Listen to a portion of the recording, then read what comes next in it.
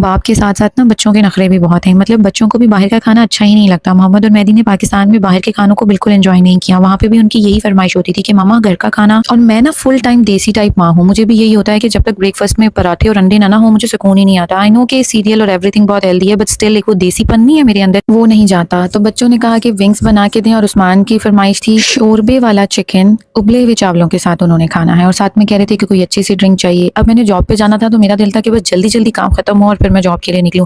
इतने टाइम के बाद मैंने एक्सरसाइज करवानी थी, मतलब 1 महीना तो मैंने सिरे से एक्सरसाइज को हाथ ही नहीं लगाया। और मेरी सारी जिम से सारे मैनेजर्स की कॉल आई और सबके सब ये बात कहते हैं कि क्लास डेस्परेटली तुम्हारा वेट कर रही है, तो प्लीज नो एक्सक्यूज, कोई छुट्टी नहीं चाहिए। अब इतने सालों से टीच कर रही हूँ ना कि अपने ऊपर इतना कॉन्फिडेंस आ गया है कि अगर 2-4 महीने नहीं भी टीच करती या नहीं भी एक्सरसाइज करती तो दोबारा जब स्टार्ट करूंगी तो बहुत अच्छे से कर लूंगी। मतलब बॉडी बहुत ज्यादा यूज टू हो चुकी हुई है। चिकन का शोरबे वाला सालन बहुत नॉर्मल तरीके से बनाती हूँ, लेकिन बहुत ही ज्यादा टेस्टी बनता है। प्याज को हल्का सा ब्राउन करके चिकन उसमें ऐड करती हूँ और चिकन की अच्छी तरीके से बनाई करने के बाद बीच में टमाटर, नमक, मिर्च, हल्दी, बहुत नॉर्मल घर के मसाले ऐड करती हूँ और फिर उसके बाद उसमें आलू डाल देती हूँ। आलू को अच्छे से बुनाई करने के बाद पानी डाल के उसे ढक के रख देती हूँ। That's it. बहुत कम मसाले लेकिन वेरी टेस्टी। दूसरी साइड पे मेरा चिकन बन रहा था तो मैंने सोचा उतनी देर में विंग्स को मसाला लगा के भी रख देते हैं। चिकन विंग्स में just salt, black pepper, red chilli, tikka masala और थोड़ा सा ब्रोस्ट मसाला, लेमन और थोड़ा सा योगर्ट, हल्का सा वो जूसी जूसी से होते हैं तो वो बड़ा मजा आता है। बस यही चीजें ऐड करती हूँ और फिर उसको मैंने रख दिया जी साइड पे मैरिनेट होने की। अब जितनी देर में चिकन मैरिनेट हो रहा था तो मैंने कहा जितना बर्तनों का मैस है सारी का सारा समेट देती हूँ। मतलब मोहम्मद मेहदी जब भी आते हैं ना तो खा के प्लेट यहाँ रख देते हैं। आई नो एजुकेट करना बहुत जरूरी है, प्लीज मेरे पीछे ना पड़ जाना। डिश वॉशर से सारे के सारे बर्तन खाली किए और जो